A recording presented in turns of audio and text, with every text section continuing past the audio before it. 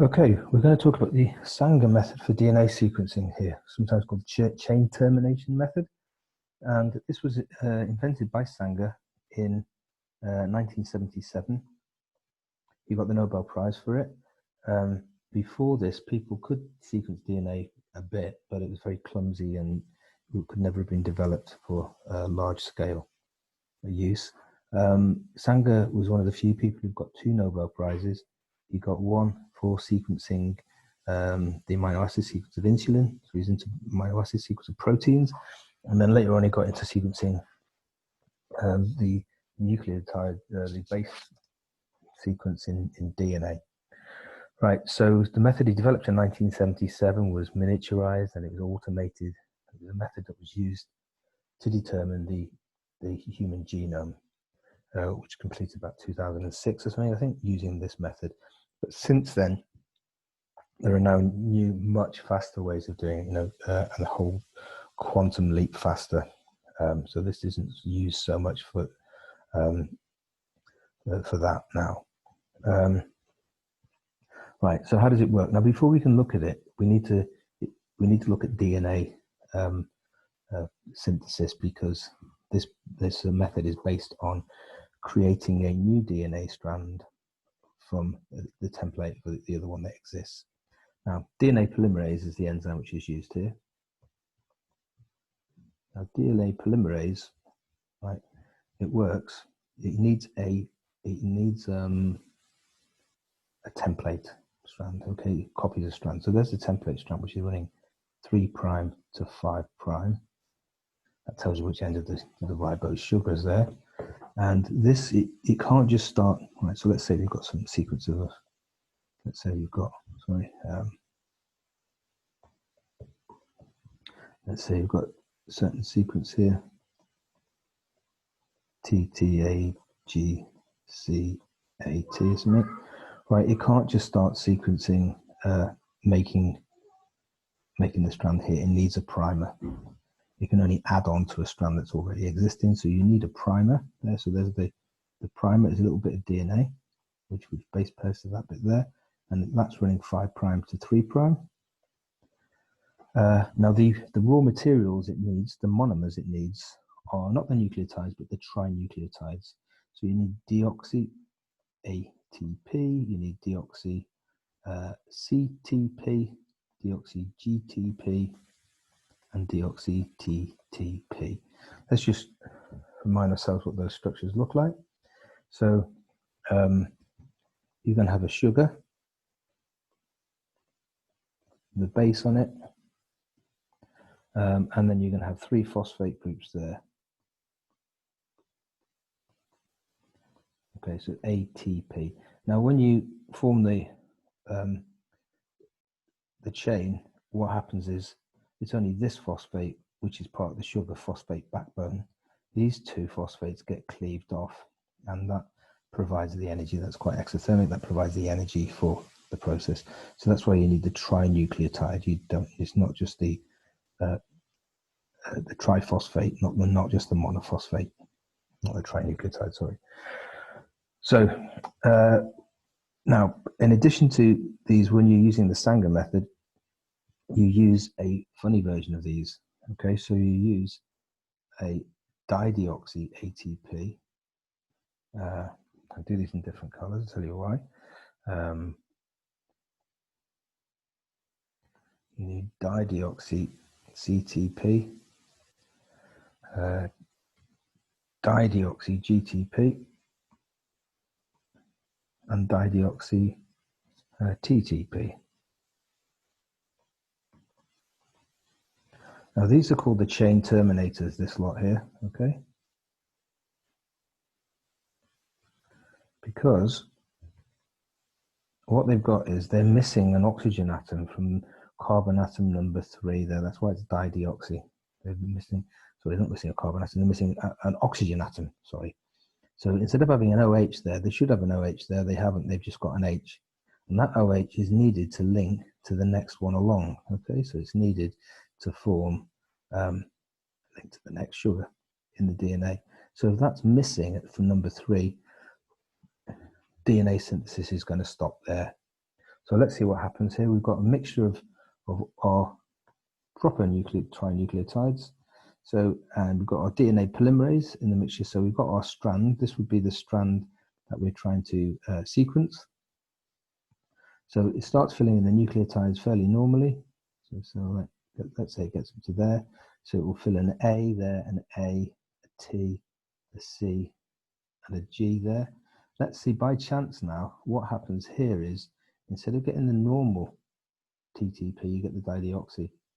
So the dideoxy one I've drawn in green there. Now that means that the DNA synthesis will stop there, and you'll end up with a fragment. You'll end up with this fragment of a certain size. And you can tell how big it is by gel electrophoresis, we'll see later. And you can also tell that that ends in a T. And the reason why you can end in a T is because it's fluorescently labeled. These chain terminators are fluorescently labeled. Let's say we color we have the T with a green one on, okay? That's fluorescent. So that means when you shine a UV light on the gel, that T glows green. And so you can tell that fragment, if it's glowing green, it must end in a T.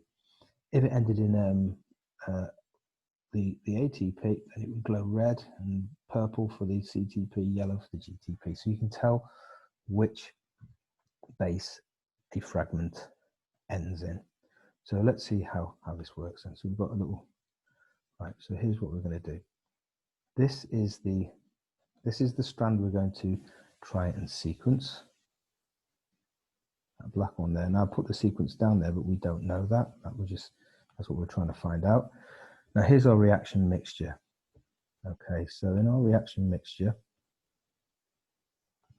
I'll put it in a nice big beaker, even though it wouldn't be in there.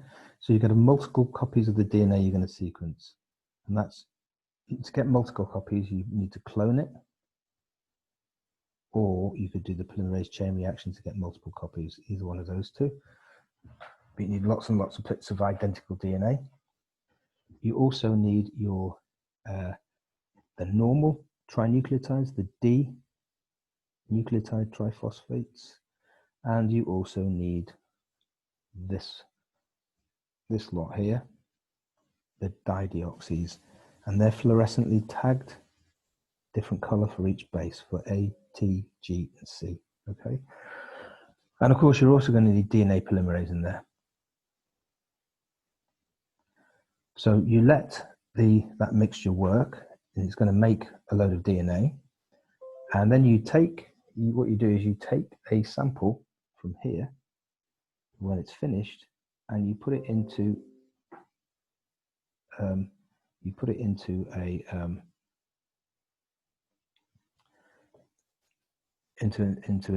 electrophoresis gel,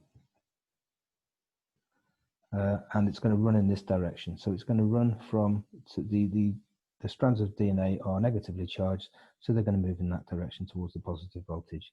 The small ones are going to move the fastest, and so I want to say here, the one which is 101 base pairs long, bases long, that's going to get up to there. The one which is slightly longer, 109, is not going to get as far. It's only going to get down there. Right, let's see how this works then. Right, so here's our primer. Oh, I forgot to say you also need a primer. So this is the primer here. Let's say that's 100 bases long. And it's complementary to that bit of the DNA there. Right, so what's going to happen is, let's say the things proceed with the normal ones up to that C there, up to position number 5. So we're going to get a nucleotide A, T, we're going to get a C, a C, and a G. Let's say by chance at that point you get one of these dideoxy T's come there. So that's going to stop. And that's going to give you a fragment of 106 long. So you've got 6 there, but you've got 100 from the primer. So 106, you're going to get a green stripe in your gel there. Okay, let's say we do another run, and that carries on this time to, let's say it gets to there. And this time it gets the a dideoxy, it would be a dideoxy C against the G there. Okay, so that's going to give you a fragment which is 108 long, and that's going to give you, and that will be purple, fluorescent purple, because it ends in a G, so that ends there.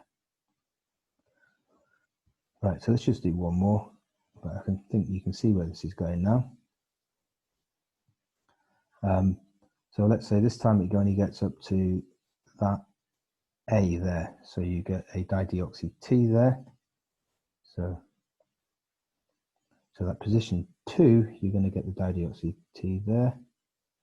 Right, so that continues, you're going to end up with a series of bands, and the colours will be, well, number 1, you're going to get a dideoxy with this T there, so you're going to get an A there, so that's going to be a red band on number 1. Number 3, it's a G, so it's going to be dideoxy T, so you're going to get a purple there. Number 4, it's going to be another purple. Number 5, it's going to be a dideoxy G, it's going to be yellow. 107, number 70, so that's going to be a red, 80 for red one. And the last one, 9C, so that's going to be a G, so that's going to be a yellow. So by looking at those colors, you can tell what DNA base is at which position. Now I've only done it for, that strand is only 9 long, but this method can work for about 1,000 bases.